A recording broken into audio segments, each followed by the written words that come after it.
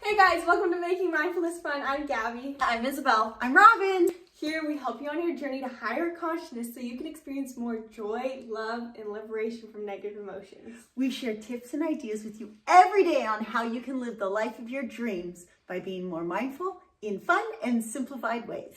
Please be sure to like this video so that we can reach more people. Make sure you also subscribe to our YouTube channel so you don't miss a single video.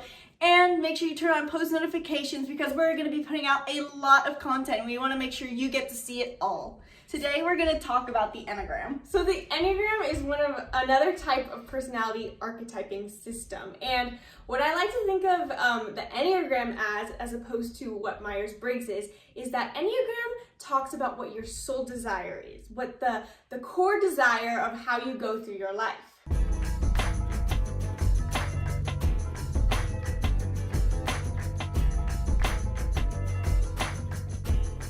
Yeah, and also the huge thing too is that knowing your Enneagram also covers your core fear. So also another way that you can see the Myers-Briggs versus Enneagram is that the Enneagram is more about how you see the world versus how the world sees you. It's not so much about, oh, you look very outgoing and you love to be social. While that can be influenced by your Enneagram, it's more about what your core desire is and how you show up to the world and what you're seeking. And it really helps with your programming because, everyone's taught to be successful and success is always defined as money. But the thing is like, it's how we use our money. Depending on what your Enneagram is, your core desire is to use this wealth that you accumulate in a specific way. And how I might want to accumulate money or wealth and provide security for myself is definitely something different than maybe what, our Enneagrams are different. So it really does play a role because we can get caught up in the idea that like success means money, but actually for most people, success means being able to align your life with your Enneagram. Yeah. And for me personally, I'm young, so I know I still don't have such a level of awareness and some of it just comes with experience. But for a while, I had a lot of trouble always understanding myself because I was kind of bad at taking things with a grain of salt. And I'd be like, well, what am I? I don't understand how I work. And the whole concept of mindfulness was confusing to me because I didn't really understand myself. And so I always naturally loved typology things. And so I discovered the Enneagram and I'd look into astrology. But then one day I discovered the Enneagram for the first time. I'm like, ooh, a typology thing sounds so fun. And I read it and I was mind blown, to be honest. I was reading it. I'm like, this is crazy. I didn't even understand that my Enneagram applied to my work life, every aspect of my life was making sense suddenly. And it helped me so much with cultivating a mindfulness practice and living in alignment because another thing the Enneagram covers, which I think makes it so powerful for mindfulness, is it covers what you're like in stress and growth. It says it gives you signs of what you're like when you're unhealthy and how you can be healthier. And that was a huge one for me because it helped me so much with being able to push myself and take myself into higher empowerment and also take care of myself and do self-care as well. And it gave me so much direction that was so powerful. Yeah, and like you just said, I think mindfulness or Enneagram essentially gives you a clear path for mindfulness if mindfulness seems too vague of a subject for you. And on top of that, I think Enneagram is really important because in our courses, we often talk about self-limiting beliefs, right? And I think I use the metaphor of self-limiting beliefs are kind of like a phone ringing and you don't know what the number is. And so when you discovering your self-limiting beliefs is starting to look at the phone number when it rings. Because normally most of us don't pick up the phone if we don't know what the number is, right? But becoming aware of your self-limiting beliefs is like, oh, I'm going to check the phone and see if is that ring true to me? And so Enneagram is that system of finding out if that rings true. When you look at the Enneagram, it's sifting through the process of is this me? Is this what my core fear is? Is this what my core desire is? And Enneagram opens up so many possibilities for being able to apply it to optimizing your ultimate happiness in life, which you talked about. And so really quick, if you don't know what the Enneagram is at all, do you want to explain the general how it works, how the 9 types are? Sure, there's 9 numbers. And with that number, you're going to test, and we have a really great course that kind of walks you through this because sometimes it seems like everyone tests wrong. Honestly, you need to test with somebody who knows you really well. A best friend's good, but honestly, if you're in a relationship, I think a spouse tends to be even better, or a significant other that you've been attached to, because they see some of the dark sides of you, which is what's kind of cool about relationships. But you want to test with somebody who you know. And then I like to say, like, reverse architect it. Like, really look at, because there's certain numbers that would easily mistype. So say like a 9 and a 2 might seem very similar, or a 3 and an 8 might seem very similar. But sometimes like a 6 and an 8 could seem similar. But let me tell you, if you're typing yourself and you're a type 8 and you think you're a 6, or vice versa, you're like completely, it's like you think you're calling Whole Foods for a delivery and you're getting Domino's bringing in pizza to your house. That's a great totally getting the wrong message. Yeah, and because it'll change your core desire, right? And so that makes such a difference knowing it. So once you actually know the correct number, I'm going to say it again. Once you actually know the correct number that aligns with you, you want to look at it as your strength, what the strength is there, a little bit of like what the weakness is too, but more importantly, like Isabel mentioned, I would say to start off by looking at what number you grow to and what number is stress. So personally, I'm an 8. I grow to a type 2. I'm stressed, I'm more like a type 5. Now, all types are equal. They're all wonderful. But what it gives me an indicator on is I do really good as an 8 in our travels, in our adventure. But when we're not traveling, I get so focused on data, like making blogs, making videos, analyzing things, that I become kind of unhealthy. So it's not so much that for me, travel is amazing. It is amazing. And adventure is amazing. It's that it gets me out of my head and into my physical body. It was also great for me when my kids were young because I, as a mom, naturally wanted to nurture more. So it brought out my type 2. Things that we can set ourselves up for in our life that nurture that growth number or to catch our stress number are really important. Yeah. So let's go I'm going to really quick touch on the traits and the core desire of each type. So if you're listening to this and you haven't done the test yet, maybe you can get more of an idea on what your Enneagram type is. So as we're talking, you can kind of pinpoint like, oh yeah, that's probably me. So first you have the type 1. Each of the types are named after the 9 numbers. So type 1s are called the Perfectionists. Their core desire is for things to be perfect and for things to be morally right. These people are great at being managers. Wouldn't you agree? Definitely. They keep things in order. They keep everything running smoothly. Yeah, we actually have a grandmother who is this type, and we always laugh going to her house because she has 2 separate towels in her kitchen. One is specifically for drying dishes, and the other is for specifically drying hands. And you cannot mix up the towels because she has a system for it, and you do not get it messed up. And I'm terrified every time going in there, and I just stay out. I guess it makes sense, right? That's good if you're a type best. Yes. You usually know, we know another person who their garage is completely labeled with boxes that are, everything's in its spot, and that's great. You need to make sure like that, that all numbers are great. It's just interesting when you are not wired that way to be like, whoa, I can't believe somebody takes the time to think through this. Yeah, and so then for your growth, then that helps you. For your growth, you learn to be more relaxed and letting go of that perfectionist. And that's not to say you release your core desire of perfection. You just learn to have a self-love for yourself, regardless of feeling that you have to uphold these values. You're going to be supported and you're going to be, right? Mm-hmm. Would you agree? And then for type 2s, I think you can speak best about type 2s. Type 2s are the helper. My husband, their dad. They literally, so this is where I think about money. Because if I ask my husband, what do you want out of life? Or what's your goal? He's like, to make money. And I'm like, how much? In the end, he just wants to feel needed. He likes to feel like he's helping, whether it's helping me, helping a client, helping his kids.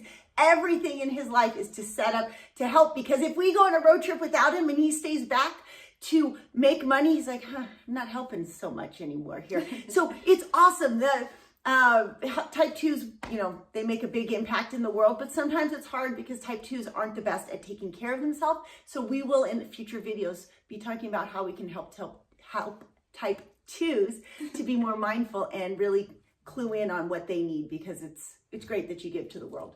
Type 3s. So type 3, their core desire is to achieve, and I think they're called the achiever, right? Mm-hmm. And so, of course, being an achiever is great. It makes it much easier for you to be driven to succeed, and because you're so driven, you usually can succeed. And so that obviously can help you in life. But at the same time, type 3s also have difficulty with no amount of achieving is ever enough for them. So the thing is with type 3s, while it's great for them to want to achieve, they also get caught up in that achievement because it's their core desire. That's the thing with each Enneagram, is that because it's your core desire, that's great, and you should absolutely fulfill it, but you also need to allow yourself to have growth. It's like if you want to have a chocolate cake, you can have chocolate cake. That's fine that you have the desire, but you can't just eat chocolate cake. That will be unhealthy. For Gabby, while we always know that she's going to keep climbing these amazing routes, she's going to be a 512 climber pretty soon. She's going to do all these. I always try to just bring her back to like, well, just enjoy the process. You are going to keep achieving,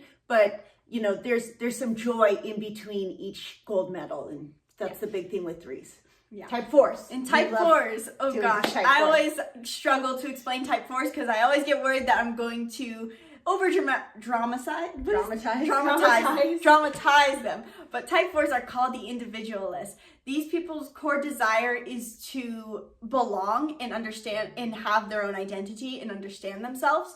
But also, it's not that they also have a desire to be unique. They express this through having their own aesthetics and individualizing themselves and expressing themselves through creative arts. So these types can very much be seen as the stereotypical artists or the creatives. And a lot of times usually the best artists in the world are type 4s. That's their gift, but at the same time, overly expressive side of them can also get the better of them, and they can become caught up in their own emotions, which is it's kind of like, oh my gosh, I'm so unique, I'm so different, but please, I want to fit in at the same time. And sometimes it's hard. It's probably for a type 4. We don't actually have any type 4s or 1s in our family, but we have all the other numbers. 4s, it's a little bit more of an internal battle of navigating that line between your sense of individuality, your uniqueness, and being part of a tribe. Yeah, exactly. And then we get to type 5s. Type 5s, that's my oldest son. Type 5s are so data driven. They have all the information. You are great at researching. The thing is sometimes type 5s don't like to pull the trigger on anything. And so they know all the facts. They're going to tell you all of it. They have a great opinion of it. They spend a lot of time in their head researching, acquiring knowledge, or acquiring time for like whatever they're into. But sometimes it's hard to get type 5s to engage in the world, whether even through just emotional engagement or through actually like if they have all the information for taking this trip. Oh, this is where you should go, this is what you should do, but they don't tend to go take the trip. That's often an indicator to 5.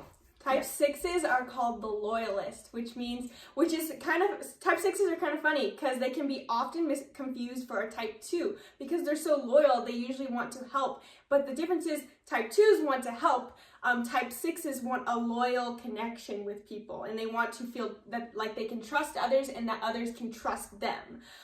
Type 6s at the same time, their downfall is that they can be untrustworthy of people. Like you can see a pattern here that people's best gift is also their downfall. Yeah, and so the thing with type 6s is that their core desire is a sense of safety and security. And so these people can tend to seem worrywars. We know a few type 6s, and while they do have that anxious side to them that is always wants to know what they're getting into before they do it, and with people as well. I have our younger sister's a type 6, and you can definitely see our Loyalist type 6 come out with her friends because she'll be super loyal to them at first and be, I want to just hang out with you, I just want to protect you, I want to be with you, and then they'll do something that kind of triggers them or triggers her or that she doesn't like, and like, oh, I don't trust you, I don't like you anymore, I don't want to hang out with you, you don't feel safe to me. And so for type 6s, your growth is to just allow yourself to relax and grow into a type 9 and just be. I was saying my mom's a type 6, and to me, she's so nervous and worries so much, and it's not something she's necessarily aware of, because if I make jokes about it, she'll be like, I'm not like that. But it's truly, I understand from practicing mindfulness so long that she's just at a place where she wants just to know that, like, okay, this path is laid out for me. There's safety here. It's like you have they need more of a roadmap that's very clear to know before they're going to set off on that journey. And then we get to type 7s, the golden retriever human beings. I just love using that analogy. I think type 7s are the easiest to identify, honestly. You'll be able to tell a person's a type 7, or if you're a type 7, if you love people, you love socializing, you love having fun, you are the most fun in the group most likely, and you just have endless amounts of energy to play and experience life.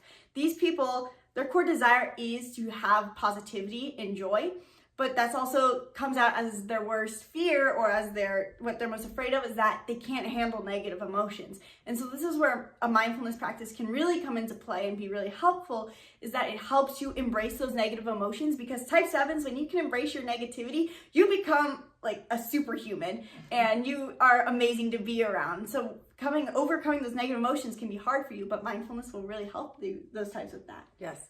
Okay, and speaking as a type 8, we are very intensity driven. We are called the challengers. We want to challenge every idea. We want to take on challenge. Now, as opposed to a type 3 who wants achievement, I think for the most part, type 8s do achieve a lot, but achievement is not necessarily their highest purpose. Their higher purpose is to step into new challenges. So I think of when we go, all of our adventure sports, where Gabby's way more advanced in like climbing and surfing, and and to me, I'm like, well, I surfed today. Now I want to go do mountain biking today. And now I want to go do this, because I need more diversity and challenge through intensity, I guess. And so, as a type 8, we have to catch ourselves like that. And I know also, we'll go into this more in other videos, but type 8s, we seem like too much for a lot of people, and that it probably plays a role, I know it does for me, on other type 8s to have this feeling of, oh gosh, people don't know how to handle me. They don't like me. They think I'm too intense for them. And the cool thing about type 8s is like, we actually really want to help the world. We really do want to see the world be a better place, but we have to find a way to navigate it with that two of us, and bring it in with compassion. And then later we'll talk about we're not going to talk about it in this video, or else it'd end up being way too long, but chakras then will play a huge role on your Enneagram type, and where you need to focus on, and that can give you a lot of insight too. And then last is type 9, which is Isabel. We are the best type. I'm just kidding. A type 9 would never say that. So type 9s are called the Peacemakers. Their core desire is for everything to be in harmony. So these types can tend to they do not like conflict very much. And they have trouble challenging themselves. So that's something you want to keep in mind in your mindfulness practice if you're a type 9, is that you're going to notice that you do not like discomfort. And naturally, as you become mindful and you practice mindfulness, discomfort comes up along the way. You're facing those negative emotions, those programs, even challenging yourself. And as a 9, that can be scary, but it is for your growth. And so keeping in mind as a 9 that you just want peace, and that you're always going to be easygoing, and just practicing realizing what you want and what you desire. So another key part to keep in mind with Enneagram is that you have a wing based on whatever number. So number 2 could have a 2 with a wing 1 or a wing 3. It always has to be next to your number. You could be I'm an 8 with a wing 7. Isabel's a 9 with a wing 8. Gabby's a 3 with a wing 4. Your wing always has to be an adjacent number. But that's a really good indicator when you test yourself, is to look at the possible wings, because the wing tends to be the behavior, and especially if you haven't been diving into mindfulness for a really long time, how you see yourself might not be your true self. It takes a while to strip away all these things that we've told ourselves that we are, and really look at where our true feelings are coming from. So I think of Isabel as a 9, as she's done all this work on mindfulness, her 8 wing has come out more and more. People who just meet her now might not see her, especially if you see her on her own Instagram and leading mindfulness courses. She's way more assertive because her 8 wing comes out. As a type 9 as a kid, though, she was way more like, give me some wool socks and a comfy blanket. Comfortable. I want to watch shows for hours on end. When she was a baby, she would just sit in her crib and watch Baby Einstein for so long. Yeah. So when we know, we can kind of look back, and I think of myself as a kid. I'm like, oh yeah, I was type 8, but I had a wing 7, and I wasn't actually that like, where's the party? I was kind of quiet, but I also wasn't a very healthy child. And now, as I felt more confident into myself, my 7 wing is like, woo, it's ready to party. In fact, it parties too much. So little things like, for us, because we study this so much, it's really obvious. If we meet you, we're like, oh yeah, you're a 3-2, not a 3-4. And it's not like we're trying to put you in a box and you're like, oh my God, you're a type 4, that means you're so annoying and you're just gonna fail at life. No, that it's purely a tool for understanding yourself. It gives you a great starting point and a and map understand for your others, because a mindfulness. lot of times we it's hard to have compassion unless we can put ourselves in other people's shoes, and understanding someone's Enneagram is putting yourself in their shoes so that you can have empathy and compassion for them. So we highly encourage you right now to go take an Enneagram test and find out your Enneagram type. And we will be on our blog, makingmindfulnessfun.com. We will be putting out a blog soon on what specific mindfulness activities will be great for you based on your Enneagram type. So And I please believe check we just that out. published an intro to Enneagram, right? A part one out of a multi-part series on what is Enneagram and why it matters. And then also, if you just want to avoid the whole process of mistyping, you should definitely check out our Precision Personality Hacker Masterclass, which you can get for only $7 in our Empowerment Framework bundle, which you can see in the link in the description. And that really helps you overcome the whole long process of mistyping, because when you mistype and you don't get to the source of who you really are, it's really going to throw you off, and you're gonna be going through your life thinking, oh, I'm a type 6, even though I'm a type 3, and I just want to be helpful, helping people, when you really deep down want to just succeed. So that could obviously... Yeah, definitely making sure, after you take the test, of course, always share what you got with other people and see, because you always just having that different perspective from someone else will change it. Because when I first tested, I got a type 5, and my mom, and you guys were like, what?